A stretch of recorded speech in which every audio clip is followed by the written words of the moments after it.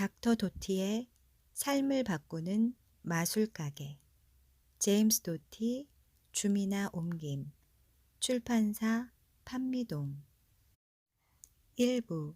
그해 여름의 마술가게. 그날 아침에 마술용 가짜 엄지손가락이 없어졌다는 사실을 알아챘다. 내가 가장 아끼는 물건을 넣어두는 침대 및 나무 상자에 넣어두었었다. 그 상자 안에는 아무렇게나 쓴 낙서, 아무도 모르게 쓴 시들, 그리고 전 세계에서 매일 20곳의 은행이 털리고 있다거나 달팽이는 3년간 잠을 잘 수 있다거나 인디애나 주에서는 원숭이에게 담배를 주는 게 불법이라는 등등 두서없이 새로 알게 된 재미있는 이야기가 담긴 작은 공책이 있었다. 또 그 안에는 다 닳아버린 데일 카네기의 인간관계론도 있었는데 사람들이 당신을 좋아하게 만드는 6가지 방법을 열거한 페이지에 모서리가 접혀 있었다. 나는 그 6가지를 기억해서 외울 수 있었다. 1. 타인에게 진정한 관심을 기울인다. 2. 미소 짓는다. 3. 그 사람의 이름을 기억하라. 이름이란 그 사람에게 세상 어떤 언어로 부르더라도 가장 아름답고 중요한 소리가 된다. 4. 잘 들어주는 사람이 되라. 타인이 자신에 대해 이야기하도록 격려하라. 5. 타인의 관심사에 대해 이야기하라. 6. 상대가 중요한 사람처럼 느끼게 하라. 진실한 태도로 그렇게 하라. 나는 사람들에게 말할 때 이 6가지를 지키려고 노력했지만 한 가지는 조금 달랐다. 미소를 짓긴 했으나 항상 입을 꼭 다문 채였다.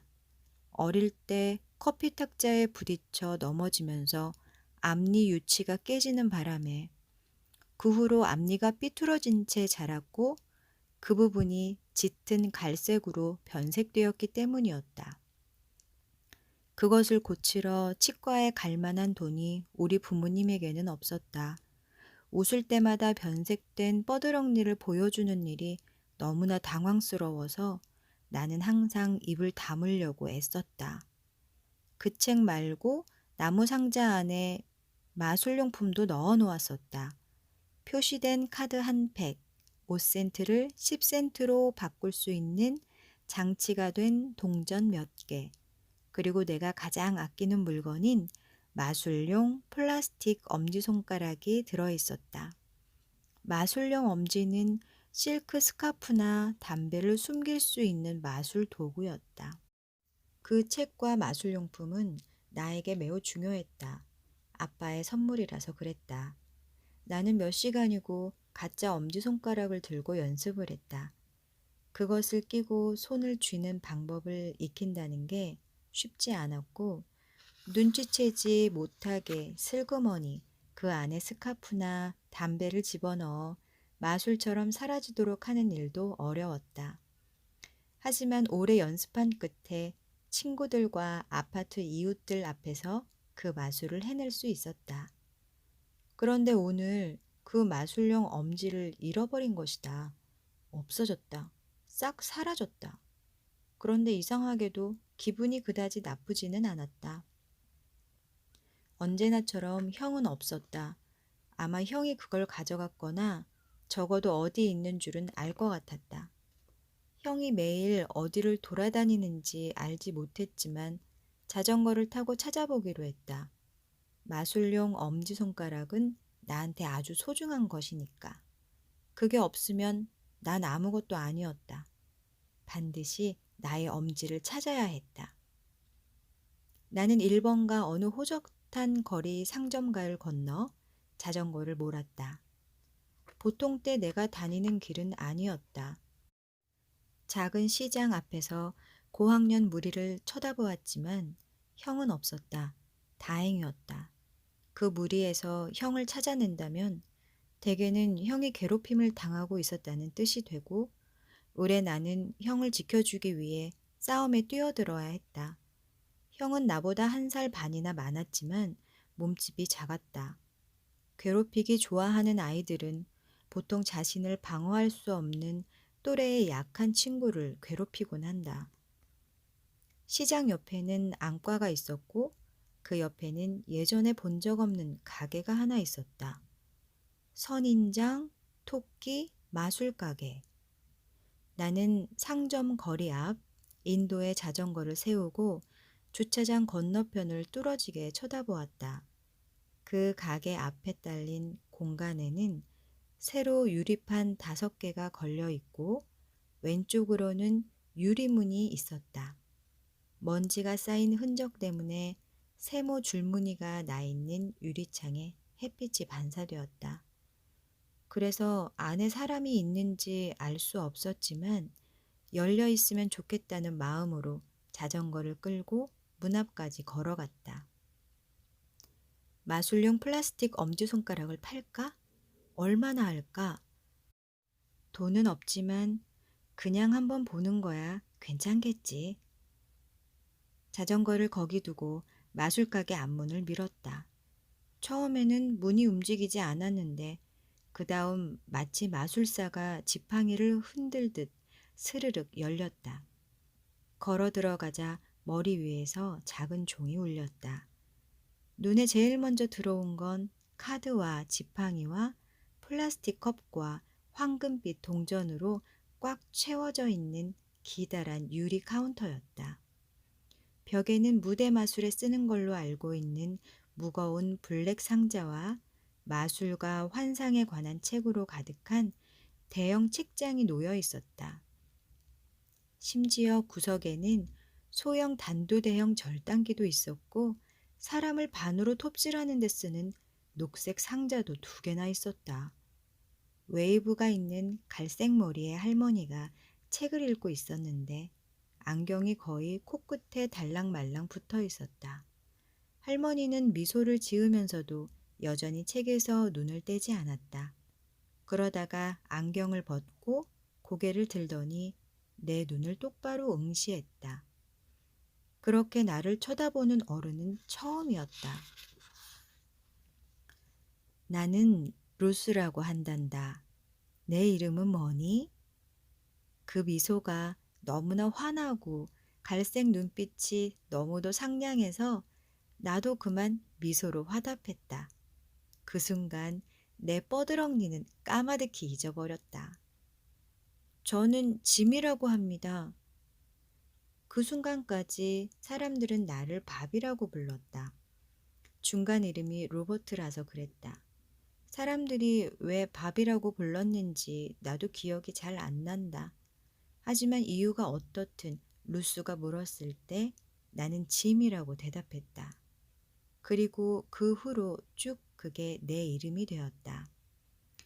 그래, 짐이구나. 내가 와줘서 참 반갑다. 나는 뭐라고 반응해야 할지 몰랐다. 게다가 루스는 계속 내 눈을 뚫어져라 쳐다보았다. 마침내 루스는 한숨을 내쉬었는데 그건 슬프다기보다 오히려 즐거운 한숨에 가까웠다. 그래, 무엇을 도와줄까? 아주 잠시 머리가 하얘졌다. 내가 왜 이 가게에 들어와 있는지 기억나지 않았다. 마치 너무 오랫동안 의자에 푹 기대어 있다가 갑자기 일어나면서 비틀거리고 의자가 뒤집히기 직전에 겨우 균형을 찾은 그런 기분이었다. 내가 대답할 거리를 찾을 때까지 루스는 참을성 있게 기다려 주었으며 여전히 미소 짓고 있었다. 제 엄지손가락이요. 네 엄지손가락이라니? 플라스틱 엄지를 잃어버렸거든요. 여기에 있나요? 루스는 나를 쳐다보곤 마치 내가 무슨 말을 하고 있는지 모르겠다는 듯 어깨를 으쓱해 보였다. 마술에 쓰는 도구죠. 흔히 TT, 플라스틱 엄지손가락 끝이라고 해요. 내가 비밀 하나 말해줄까? 나는 마술용품에 대해선 하나도 모른단다. 나는 끝없이 늘어선 제품과 온갖 종류의 마술용품을 둘러보곤 다시 루시의 얼굴을 쳐다보았다. 당연히 놀랐다. 우리 아들이 가게 주인인데 지금은 없어. 난 그저 여기에 앉아 책 읽으면서 심부름하러 간 아들이 돌아오기를 기다리고 있단다. 마술이나 엄지손가락 마술에 대해선 아는 게 하나도 없으니 미안하구나. 괜찮아요. 어쨌든 저도 그냥 둘러볼게요. 그러려무나 마음껏 둘러보렴. 그리고 네가 찾는 게 보이면 나한테 꼭 말해주고. 루스는 미소를 보냈다.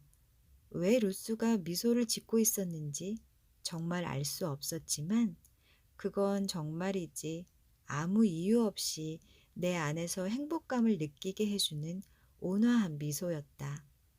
나는 끝없이 늘어선 마술용 카드와 막대와 책을 쳐다보며 가게 안을 돌아다녔다. 세상에, 플라스틱 엄지손가락이 가득 들어있는 진열 상자도 있었다. 물건을 훑어볼 때마다 루스의 눈빛이 내게 머무는 걸 느낄 수 있었다.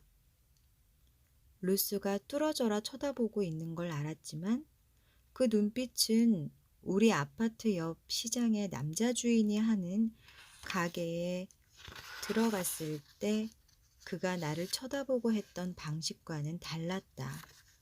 그는 내가 무언가를 훔치려 한다고 생각했을 게 분명하다.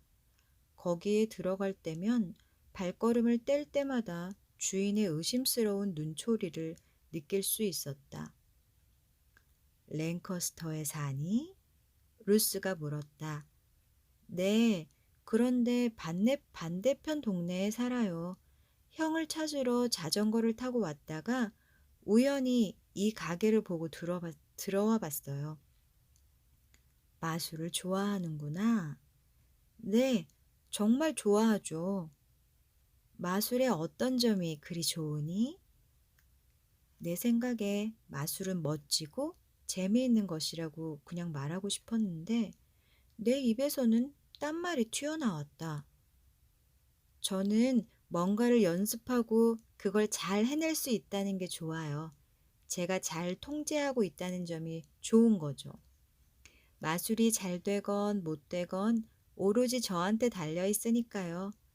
딴 사람이 무슨 말을 하건 뭘 하건 뭐라고 생각하건 중요하지 않아요. 루스는 잠시 침묵을 지켰다. 그러자 곧 내가 말했던 모든 게 쑥스러웠다. 그래, 무슨 말인지 알겠구나. 나한테 엄지손가락 마술에 대해 말해주겠니? 자, 진짜 엄지손가락에 플라스틱 엄지 끝을 끼워요. 그러면 관객들은 그게 진짜 엄지손가락인 줄 알죠? 그걸 조금은 숨겨야 해요. 왜냐하면 사람들이 잘 살펴보면 정말 가짜처럼 보이거든요. 플라스틱 엄지 안은 텅 비어 있고 이렇게 진짜 엄지에서 다른 손바닥으로 움직일 수도 있어요. 나는 예의 고전적인 마술 제스처를 취했다. 다른 한 손으로 한 손을 움켜쥐고 양손 사이로 손가락을 미끄러져 움직였다. 플라스틱 엄지를 몰래 다른 손으로 이동시키죠. 그리고 그 안에 작은 실크 스카프나 담배를 집어넣을 수 있어요. 그러고 나서 다시 움직여주고 그 엄지를 손가락에 다시 끼우는 거죠.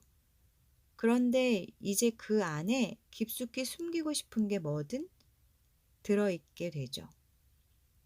그러면 사람들이 보기에는 뭔가 마술처럼 사라지거든요. 아니면 반대로 이용해서 뭔가 마술처럼 허공에 나타나게 하는 것처럼 보여요. 그렇구나. 이 마술을 얼마나 연습했니? 몇 달 했어요. 매일 연습했는데 어떤 땐 몇 분, 어떤 땐 1시간도 하고요. 하지만 매일 했다는 거죠. 처음엔 진짜로 힘들었어요. 심지어 안내 교본이 있어도 마찬가지였어요. 하지만 그러다가 점점 쉬워지더라고요. 누구라도 할 수 있을 거예요. 멋진 마술처럼 들리는구나. 그리고 네가 그렇게 연습했다는 게 멋지구나. 그런데 왜 그 마술이 된다고 생각하니? 무슨 말씀이세요? 어째서 이 마술이 사람들한테 통할 거라고 생각하는 거니? 너도 말했어. 그 엄지는 가짜처럼 보인다고 말이야. 그런데 그게 어째서 사람들을 속일 수 있는 마술이 되는 거지? 갑자기 루스의 표정은 매우 진지해 보였고 정말로 나한테 뭔가를 가르쳐 주고 싶어 하는 것 같았다. 나는 정말이지. 그게 누구든 특히 어른이 나한테 뭔가를 설명하거나 가르쳐 주려는 상황이 거북하기만 했다. 잠시 그 질문을 생각해 보았다. 그게 제 생각에는 마술사가 너무 잘해서 사람들을 속일 수 있으니까 그 마술이 통하는 것 같아요. 사람들은 마술사의 교묘하고 재빠른 손재주를 못 보니까요. 그러니 마술을 할 땐 사람들의 주의를 빼앗아야 해요. 이 말을 듣고 루스는 웃었다. 사람들의 주의를 빼앗는다고? 그것 참 완벽하구나. 넌 정말 똑똑해. 그럼 이번에는 마술이 왜 통한다고 생각하는지 내 생각을 한번 들어보겠니? 루스는 내가 대답하기를 기다렸다. 어른이 나한테 무언가를 말해도 좋다는 허락을 구하려고 물어보는 그 상황이 이상하게 느껴졌다. 그럼요. 내 생각에는 사람들이 실제로 거기에 있는 것을 보는 게 아니라 자기들이 거기에 있다고 생각하는 것만 보기 때문에 마술이 통하는 것 같아. 이 가짜 엄지손가락 속임수만 해도 사람 마음이 우스운 것이라서 통하는 것이거든. 마음이란 보게 되리라 기대하거나 예상하는 것만 본단다. 그때 마음은 진짜 엄지손가락을 볼 거라고 예상하니까 그대로 보는 거지. 사람의 뇌는 원래 항상 바쁘지만 실제로는 매우 게으르기도 하니까. 그리고 네가 말한 것처럼 사람들이 너무 쉽게 주의를 뺏겨 산만해지기 때문에 마술이 통하는 것도 맞아. 하지만 사람들이 손동작 때문에 주의를 뺏기는 건 아니란다. 마술쇼를 지켜보고 있는 사람들 대부분이 거기에서 진짜로 그 마술쇼를 보고 있는 게 아니거든. 사람들은 어제 했던 뭔가를 후회하고 있거나 내일 일어날지도 모를 일에 대해 걱정하고 있어. 처음부터 그들은 진정으로 그 마술쇼에 집중하고 있는 건 아니라는 얘기지. 그러니 어떻게 가짜 플라스틱 엄지를 알아볼 수 있겠니? 나는 루스가 하는 말을 제대로 이해하지 못했지만 고개를 끄덕이긴 했다. 나중에 좀 더 생각해 봐야지. 루스의 말을 머릿속에서 되뇌면서 무슨 뜻인지 알아내야지. 오해하진 말아라. 나도 마술을 믿어. 하지만 속임수 장치와 교묘한 기술과 손재주로 하는 그런 마술을 믿는 건 아니야. 내가 말하고 있는 마술이 어떤 것인지 알겠니? 모르겠어요. 하지만 좀 멋질 것 같아요. 나는 루스가 계속 이야기를 해주었으면 했다. 우리가 진짜 대화를 나누고 있다는 사실이 좋았다. 내가 중요한 사람처럼 느껴졌다. 불을 이용하는 마술도 하니?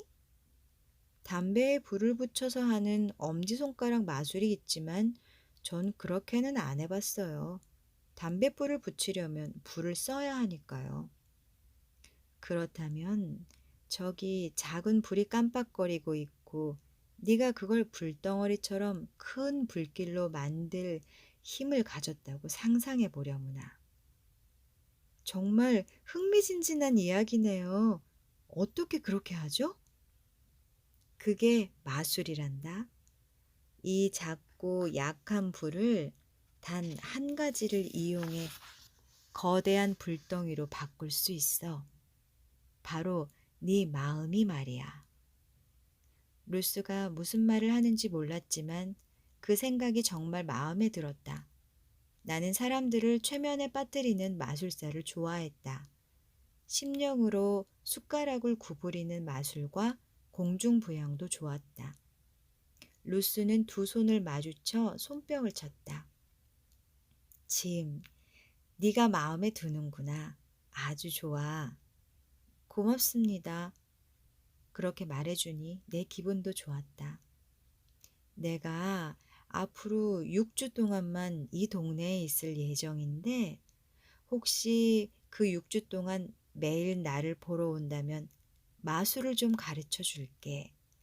마술 가게에서 살 수도 없고 네가 실제로 짠 하고 나타났으면 하고 바라는 걸 이루도록 도와줄 그런 마술 말이다.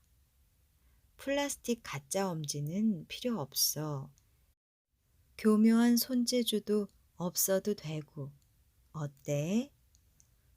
저한테 왜 그러시는 거죠? 왜냐하면 난 깜빡거리는 불을 거대한 불길로 바꾸는 방법을 알고 있으니까. 누군가 나한테 가르쳐 주었는데 이제는 내가 너한테 가르쳐 줄 때라는 생각이 드는구나. 너한테는 특별한 뭔가가 있어. 그러니 하루도 안 빠지고 매일 여기에 온다면 너도 그 특별함을 분명 보게 될 거야. 아무렴, 내가 약속해. 할 일도 많아지고 내가 가르쳐주는 마술 연습도 해야 할 거야. 엄지손가락 마술 연습보다 훨씬 더 많이 해야 할 텐데. 하지만 약속하마. 내가 너한테 가르쳐줄 마술은 네 삶을 바꿔줄 것이란다.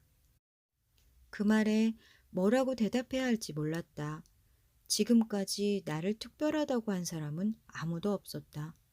만약 루스가 우리 가족과 내가 어떤 사람인지 사실을 알게 된다면 내가 특별하다고 생각하지 않을 거야. 그리고 과연 루스가 나한테 난데없이 뭔가 나타나도록 가르쳐 줄 수 있다는 말을 내가 과연 믿고 있는지도 확신이 없었다. 하지만 오늘 그랬던 것처럼 루스와 더 많은 대화를 나누고 싶었다. 루스와 함께 있으니 마음이 즐거웠다. 더 행복했다. 사랑받는 기분과 비슷하다고 해야 할까? 정말이지 전혀 모르는 사람한테서 이런 마음을 느끼다니 참 이상했다. 루스의 외모는 누가 봐도 할머니였지만 눈빛은 달랐다. 그 눈빛에는 불가사의와 비밀과 모험이 담겨 있었다. 올여름 나를 기다리는 다른 모험은 없었다. 그런데 여기 이 할머니가 나한테 내 삶을 바꿀 수도 있는 뭔가를 가르쳐 주겠다고 말하고 있었다. 정말 이상한 일이었다. 정말 말한 그대로 해줄 수 있을지 알 수 없었지만 그렇게 해도 내가 아무것도 잃을 게 없다는 사실은 알고 있었다. 나는 예전에 한 번도 느껴본 적 없는 어떤 것, 바로 희망을 느꼈다. 짐, 어떻게 생각하니? 진짜 마술을 배울 준비가 되었니? 그 간단한 질문으로 내 삶의 전체 궤적, 그리고 운명이 장차 나를 위해 준비해 두었던 모든 것이 송두리째 바뀌었다.